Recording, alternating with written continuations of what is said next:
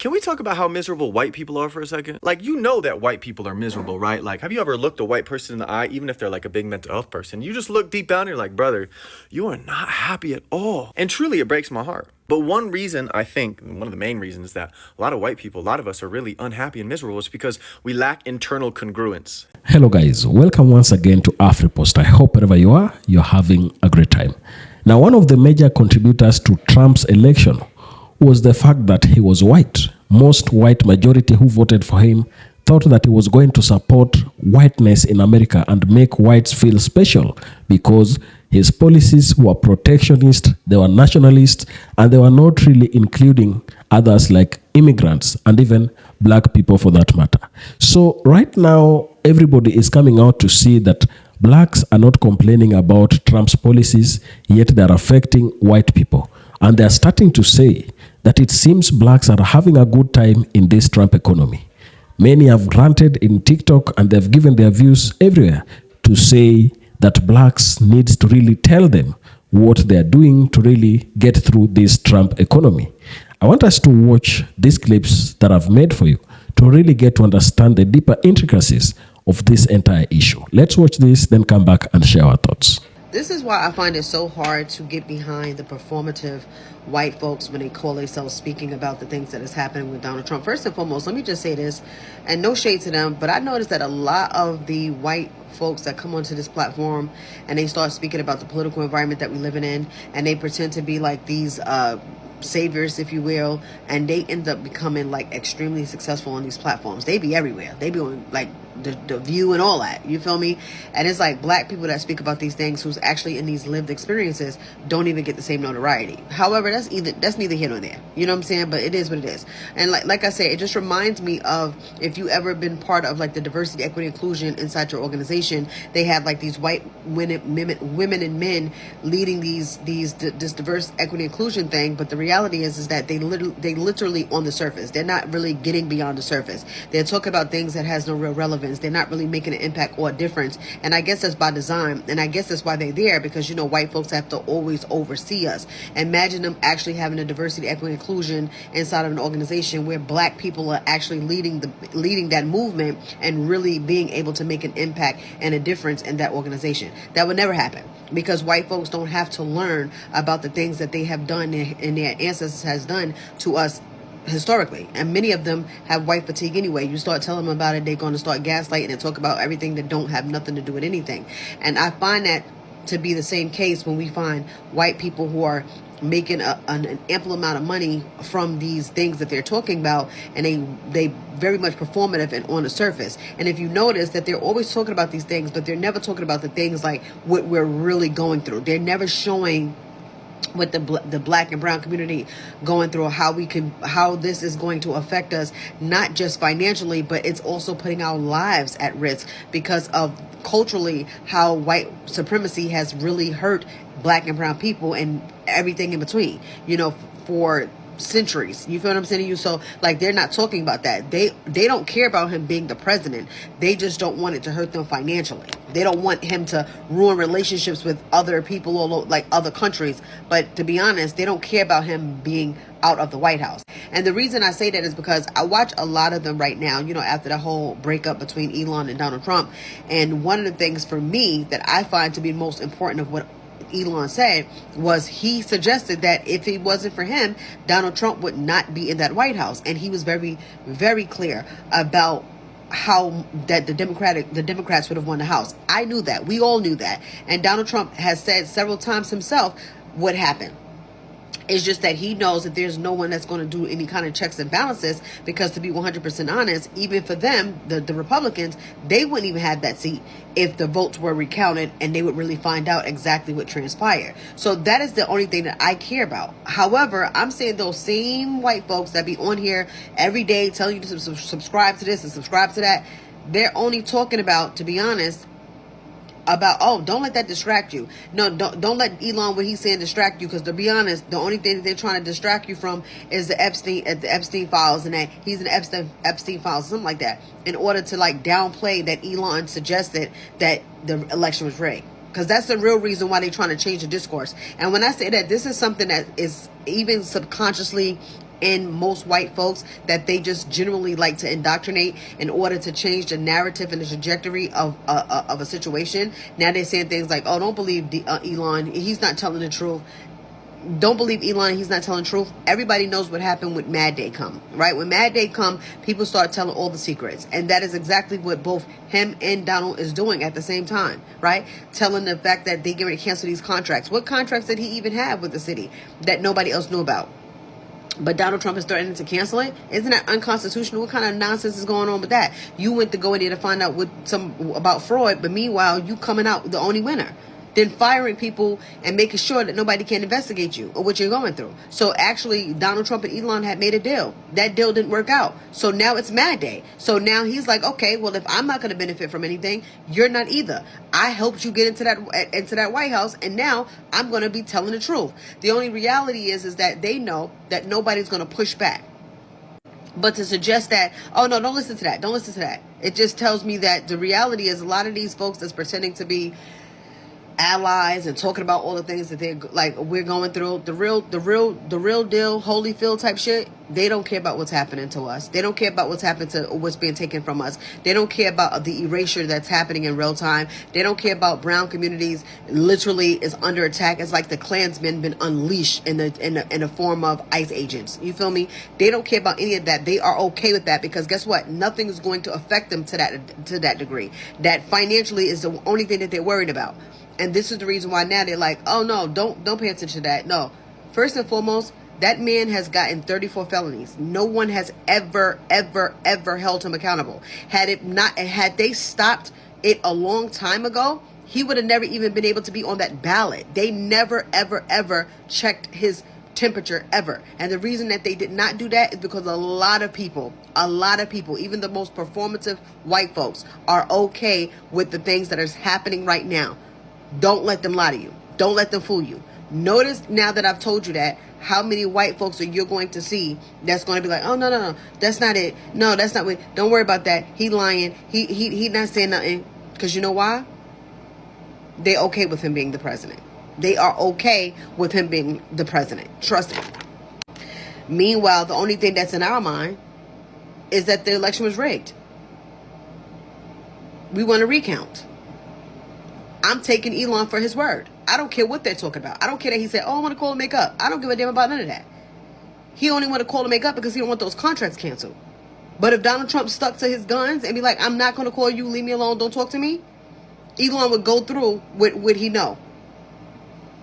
And to be 100% honest, if he came out right now and helped us in our democracy and say that he was the reason why Donald Trump was in the White House and tell all of the stuff, all of the truth and everything else, then at that present time, I feel like give him full immunity. Yeah, make him leave the country, but give him full immunity. You know what I'm saying? Like, you got to get something for something. You feel what I'm saying? You're like, if you did it, nobody's going to forgive you. Nobody wants you here. And yes, we do want you to leave, but we appreciate if you could be honest right now. Since you ain't going to benefit from it, why allow him to benefit from it? But all of the, you know how many people I've seen come on here and be like, oh, yeah, don't worry about that. They're trying to distract you from the fact that he was in these Epstein files and all that. Nothing is happening to those white people that are sexually assaulting people and doing it. Never has. Hollywood's been like that for years. That shit is still going on. The only ones that happened to and they hold and act like they care is when a black man forget that he's black first and rich second. Then they're going to make an example out of you. But the reality is, let's not act like we don't know what happened to the Amanda Bynes. And while unfortunately she's in a state of psychosis. Look at all of the kids who was white, and look at what they're going through now because they was being assaulted by all of them directors and things like that. That has been in white Hollywood for years. Who gives a fuck about those files? I really don't care. Nobody even cared about his 34 felonies. Now you're going to care about those? The only thing that we care about is getting him out of the White House. That's it. That's all. And I'm taking Elon for his word. I don't care about him. I don't like him, but I guarantee you he's not lying. Because Donald Trump said it out of his own mouth. His own senile dementia having ass. He said it himself, that he was losing. And Elon helped him. This is the reason why I do not get behind none of the white folks that be coming onto these platforms and be acting like they just so on our side and all of it. Performative. It's given the head of the diversity, equity, inclusion group. That's what it's given. And we all know that's a facade. Like, please, do not piss me off today. The Trump administration isn't a setback. It's an opportunity for black and brown people to open their eyes. It's an opportunity for black and brown communities to organize, unify, and mobilize against white supremacy. We've seen what division gets us, and now it's time for us to build power together. They use fear to divide us. They use distractions to keep us fighting each other. Meanwhile, they're passing laws, stacking courts, and building systems to make sure we stay at the bottom. But we are not powerless here. The moment we stop waiting for a savior to come and save us and start becoming our own solution, we shift the balance, and unity between black and brown people is the best weapon we got, and that is what white conservatives are scared of. When we come together, not just as individuals, not just as neighbors, but as a collective force, we shake the foundation of this system. They fear that. They fear an educated, disciplined, united in front of black and brown people who know what they want and know how to get it. It's not enough to vote. It's not enough to post. We've got to organize, build institutions, and support our own and stand firm. We've been asleep for too long, and it's time to wake up and take control of our own future. I'm done watching folks cheer for the same wolves just because they wear blue ties. These ain't leaders. They're polished executioners selling you survival at gunpoint. I'm not here to drag regular folks. Most folks out here are just trying to make it, latching on to any hope they're given. But the Democratic Party elites, the AOCs, the Harrises, the Bernies, they've shown their cards, and they've been playing us all along. Trump's back in office, and that didn't happen in a vacuum. Democrats greased the wheels with broken promises, cowardice, and performative speeches.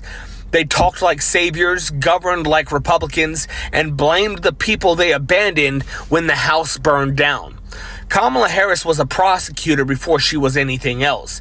She wore pearls while funneling poor parents into jail, pushing policies that destroyed lives.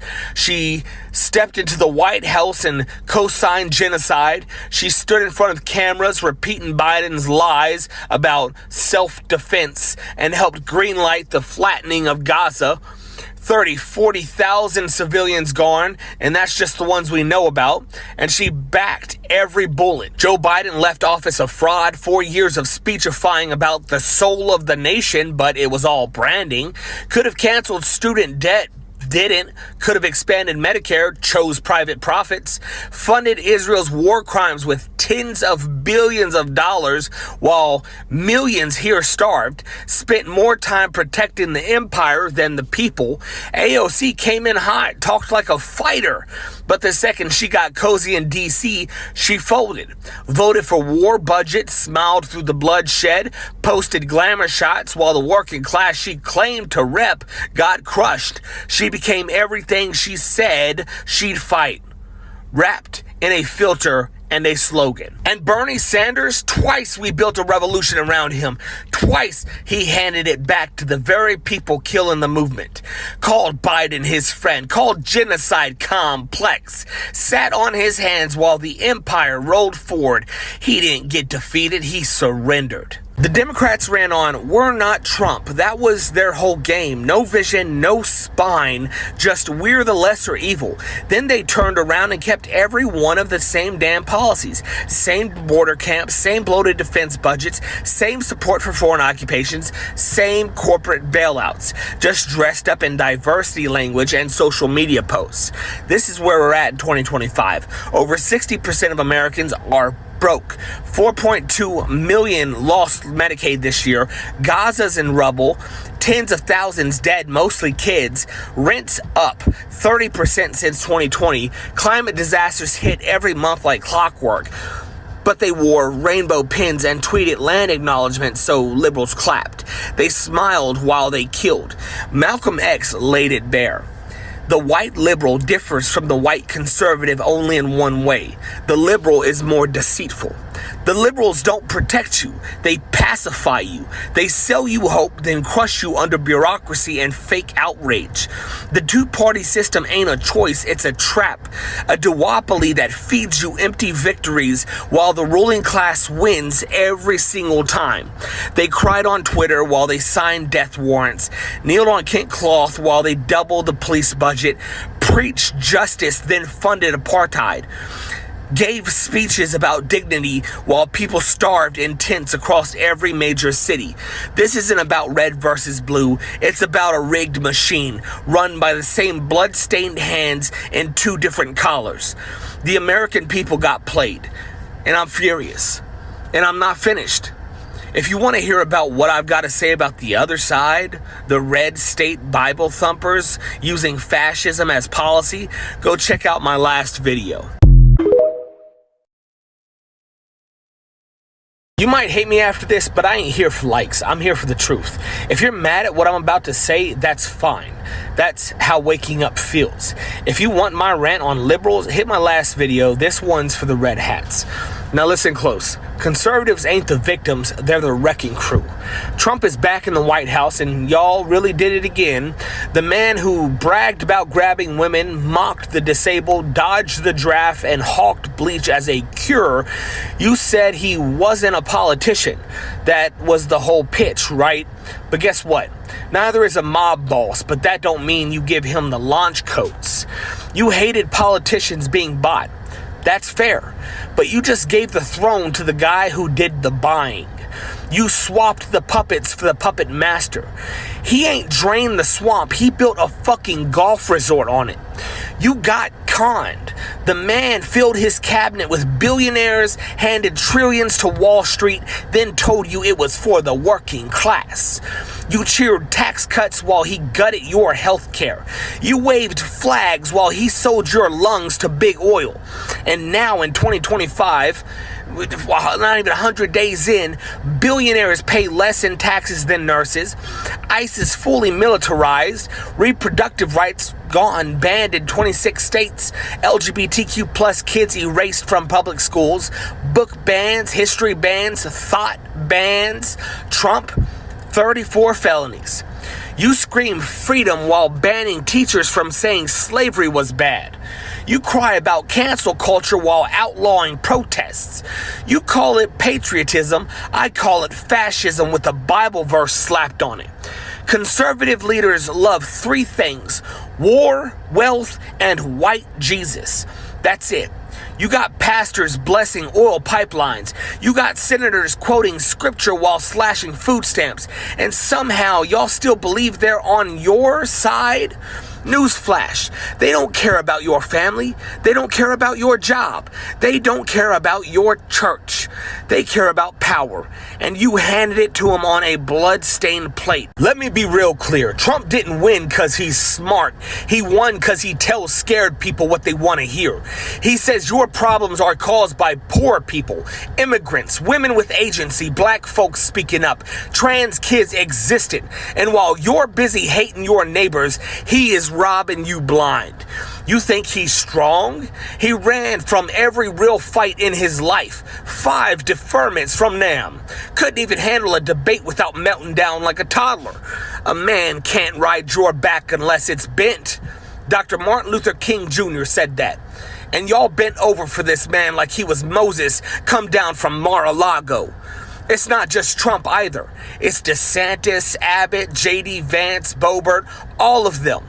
Snake oil peddlers in red ties. They tell you freedom and you give them book burnings. They scream family values while their own families fall apart. This ain't conservatism, it is a cult. And while they chant God and country, people die from insulin shortages, soldiers sleep in tents, kids get shot in classrooms, and they don't care. Because they don't have to. They got you too busy punching sideways instead of punching up. The two-party system is a graveyard, and conservatives, they brought the bulldozer. Want to hear me drag liberals too? That was my last video. But if you still think voting red is the solution, you ain't mad enough yet. Keep watching. People of color say that the system is broken. We mean that it was never built for us in the first place. We're talking about capitalism, we're talking about imperialism, we're talking about racism, and centuries of systemic oppression. From slavery to segregation to mass incarceration, this system that we're in now has always been about keeping black people or people of color down in general, while pretending that everything is fair. But when white conservatives say that the system is rigged or the system sucks, it's not because they're being oppressed. It's because they're feeling the equality creeping in on them. They're not mad at injustice. They're mad that they're not the only ones benefiting from this system anymore. And it's time to stop sugarcoating and call it how it is. A lot of white conservatives do miss Jim Crow. They miss the days when the system openly worked in their favor and kept people of color out of it. Their frustration isn't about oppression or injustice. Their frustration is about losing control, losing power, and the things that we call progress, they see it as a threat. That's why they're pushing Project 2025. It's their plan to take this country backwards. They want to destroy diversity programs, gut civil rights protections,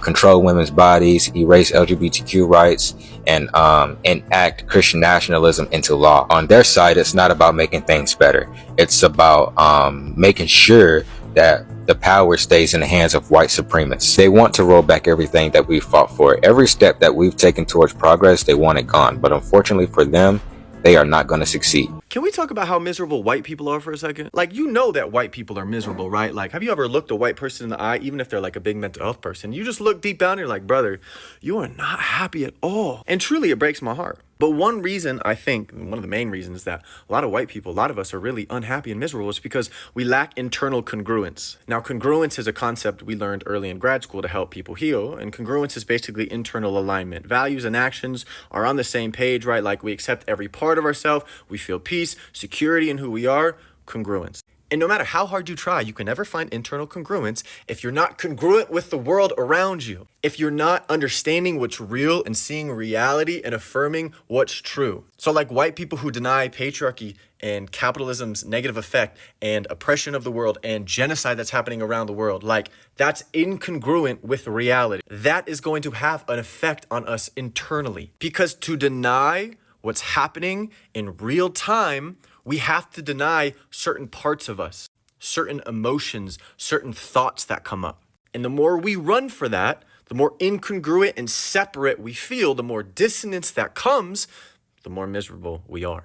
And a lot of times we're not actually dealing with our own pain and our own reality because we're all suffering under capitalism and white supremacy. Like, it affects us different ways in intersectionality, but like it affects us white people too. You don't think a stormtrooper in the fucking Star Wars movies hates his life? You don't think he hates being bossed around all the time? You don't think poor white people living in the Empire, like in a city walls, like in a Game of Thrones, like you don't think that they're miserable under it, even though they're not miserable the most? To be congruent inside, to not be miserable anymore, it takes accepting the realities of the world, seeing how those toxic systems affect us, and then moving to actually be congruent. Because deep down, humanity has goodness at its center.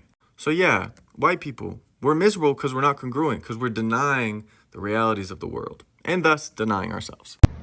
If you support Trump and you're one of those people that get your rocks off seeing kids and mothers being separated and see their kids crying and see the children being put in hamstrings, and you get your rocks off on it saying this is what I voted for, you're nothing but racist ass, coward ass pigs.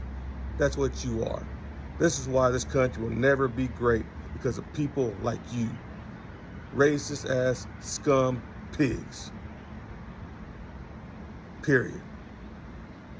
Any decent human being would not cheer for things like that. Period. Any real Christian would not cheer for stuff like that. You're nothing but cowards, fake patriotism, wrap yourself up in this fake ass patriotism that you do, and then go to church and pretend you're a Christian. Get the fuck out of here, racist ass, disgusting human beings. Welcome back to the channel. Some white Americans, particularly those in rural or working class communities, feel they are losing wealth under Trump's presidency due to economic policies that do not deliver the widespread prosperity promised during the campaigns. Trump's tax cuts, like the 2017 Tax Cut and Job Act, disproportionately benefited corporates and high-income earners, with limited trickle-down effects for middle and lower-income white households. In states like Nebraska, white farmers face labor shortages from stringent immigration policies, disrupting agricultural output and threatening financial stability. As noted in reports of farmers struggling with unharvested crops and rising costs.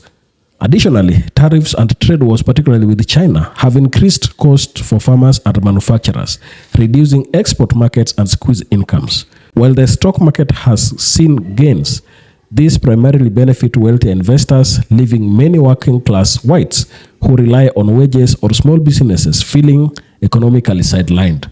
Rising inflation, partly attributed to supply chain disruptions and energy policies, further erode their purchasing power, amplifying perceptions of financial loss. In contrast, some black Americans appear relatively comfortable or less vocal about economic distress under Trump's policies.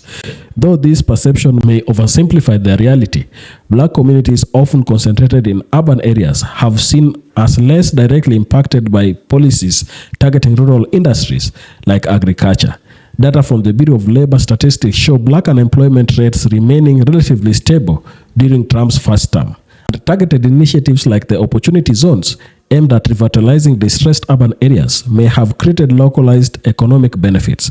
However, this comfort is not universal. Black households still face systemic wealth gaps, with median wealth significantly lower than white households.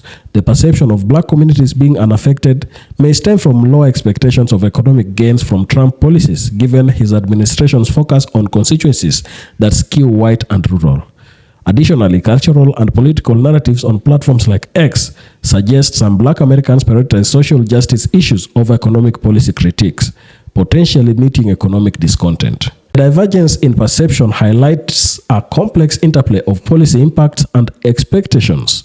White communities, particularly Trump's base, expected significant economic uplift from the America First agenda, making setbacks like trade disruptions or labor shortages feel like betrayal. Black communities, less aligned with Trump politically, may have not held similar expectation, cushioning the sense of loss. However, this does not mean black Americans are thriving. Rather, the economic challenges are often structural and less tied to Trump-specific policies. Both groups face pressures from inflation and wage stagnation, but the visibility of white discontent, especially among farmers and small business owners, amplifies their narrative of loss, while black resilience may be overstated or misread as indifference. Tell us down in the comment section what you think about this. And if you're watching us for the first time, please remember to subscribe to the channel, like this video, and also share. Thank you, and let's meet on the next one.